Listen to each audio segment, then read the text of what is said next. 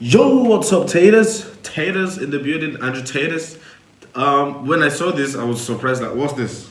Andrew Tate's official trailer movie. Okay, this is the longest trailer I've ever seen. 8 minutes trailer. Anyways, let's get right into the video.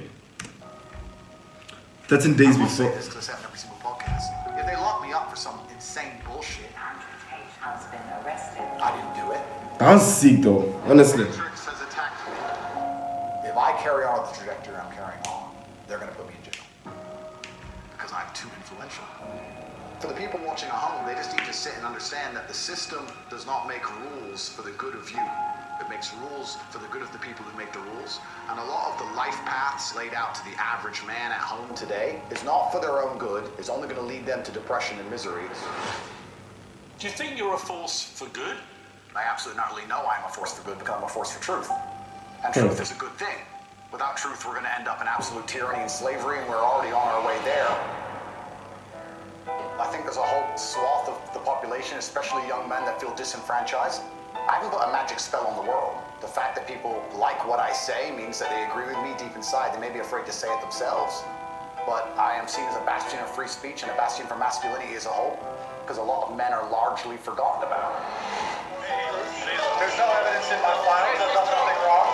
Everybody knows I'm innocent. This is a huge injustice the way we see it. They should not be detained at this point. I don't like the song. I don't like that sound. You guys hearing that? There are not even charges filed against them. People are trying to set him up to look like he's something that he's not.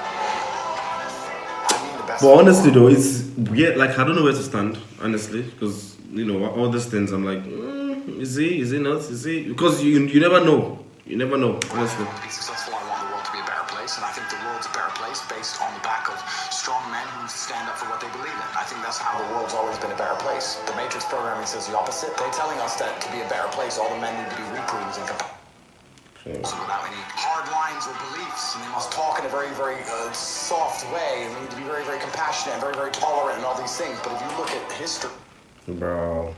nice is when strong men stood up with their swords and said no. I was just not from Spartacus. This is mine, this works this way, and no one's gonna come fuck with it. I think that masculinity and strength is what makes things beautiful, is what preserves things, and it's what we need more of. This is what's missing from the world. What?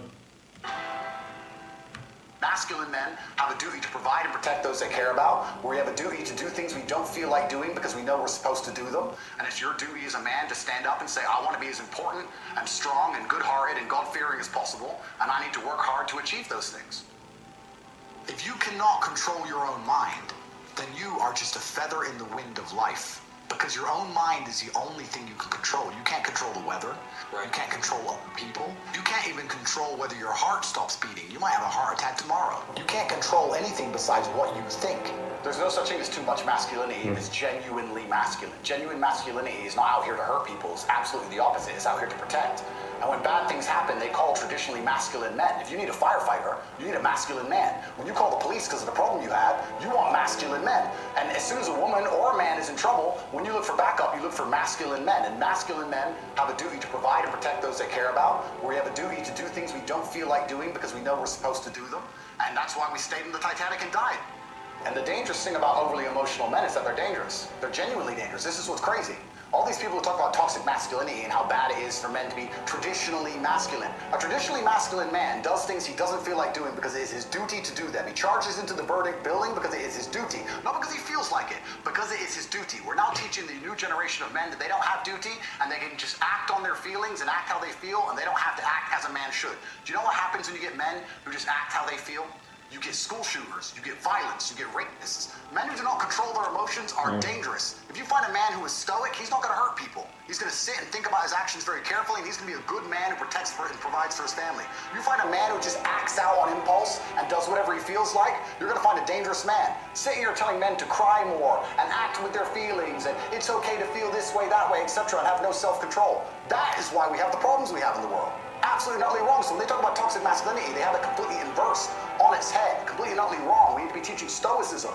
We need to be teaching young men to understand that the world is very, very difficult. It's hard to be a man. You're going to feel bad sometimes. You just suck it up and perform anyway. Not to sit there and cry your eyes out or blame other people. We live in a comfortable world now where people think, oh, it doesn't matter, it doesn't matter. But you know what? To some degree, it does matter. It does matter, and I'm going to tell you who it matters to. It matters to your soul, and it matters to God. I stand in the mirror with a pure heart.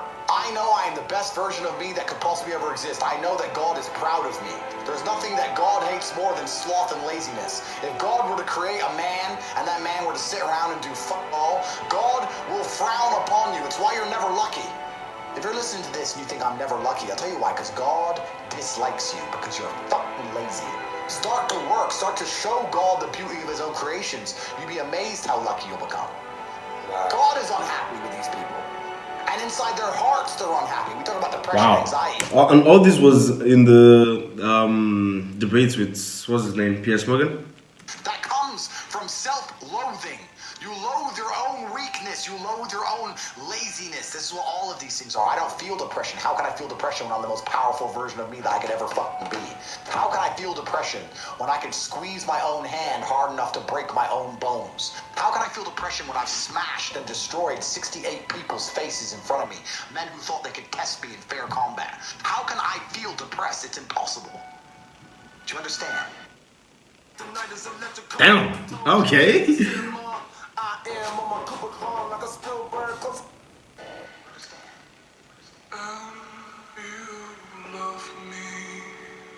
Andrew Tate's one of the most wonderful human beings I've ever met in my life. Wait, did someone make a song for Andrew Tate or? Everything that's going on, like, love him with all my heart. Yeah. Like, I'll die on that mountain with you, bro. Yeah. Let's get on that hill. Where's the sword? Why is the enemy of the state, so to speak? He's got hearts of young men. Ah, this is Aiden, yeah. He's got the hearts of young men. And that's a threat. Absolutely. I feel like Damn, back off. No. George. nowadays need an Andrew Tate. He's a guy who's motivating men to be men. If you cannot control your own mind, then you go through life with zero control, zero influence. Honestly, the thing is, like, I understand this guy. Most of the things he says are actually true, and some of the things are utterly bullshit. The first time, Andrew Tate started, like, getting famous and all that, like, with the speeches, at that time, he says a lot of controversial stuff, that don't make sense at all. But along the line, he started speaking sense, and I was like, there's actually sense in this, in what this guy is trying to say. It's just that he doesn't have filter, and there is literally, like, no one in this world who is like that, and it's just crazy, honestly. You can't control anything.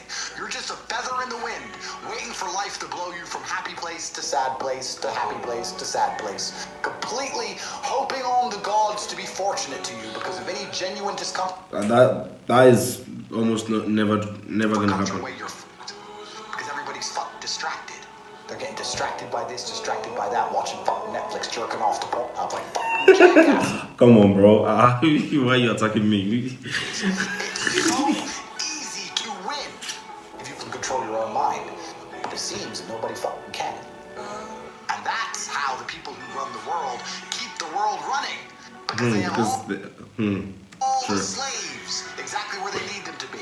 Permanently distracted and semi-depressed. Working their asses off in jobs which will never satisfy them and never pay enough money. That's the Matrix. Damn, bro. Damn. Hey Andrew, how do I get like a six-pack quick? What's the fastest way to get a six-pack? Why does it have to be quick? Why does it have to be easy? Why do you think life is all quick and easy? Why can't it be hard and difficult? Why can't you suffer? Because suffering is what gives it value. If everyone had a six-pack and it was quick and easy, then it wouldn't be valuable, would it? If everyone True, but why is it angry? walked around with a six-pack and they got it easily, then no one would give a shit. The whole point is that it's difficult to get. Value is linked to difficulty.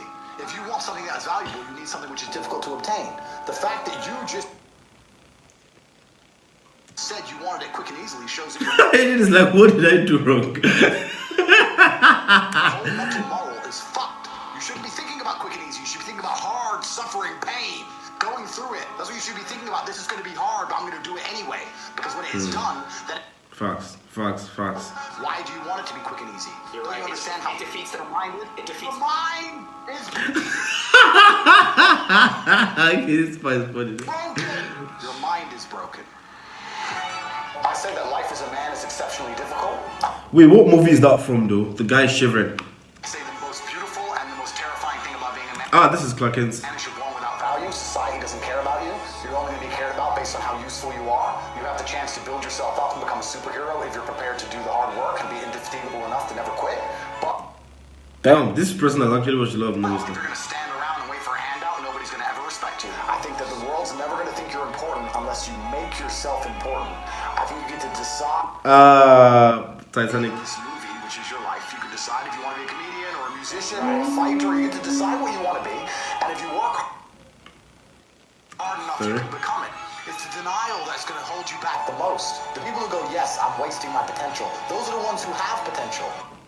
The ones who stand up and go, I am wasting my potential. Oh, that's actually I could curious, be yeah. anything and I am not that yet. They have a chance.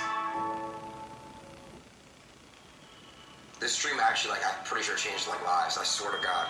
Like, you changed lives just now. I hope so. Damn. Good job, Michael Christian. Yeah, this was actually interesting, not gonna lie. That's Andrew Tate's official trailer movie, and yes, we'll see you next time, guys.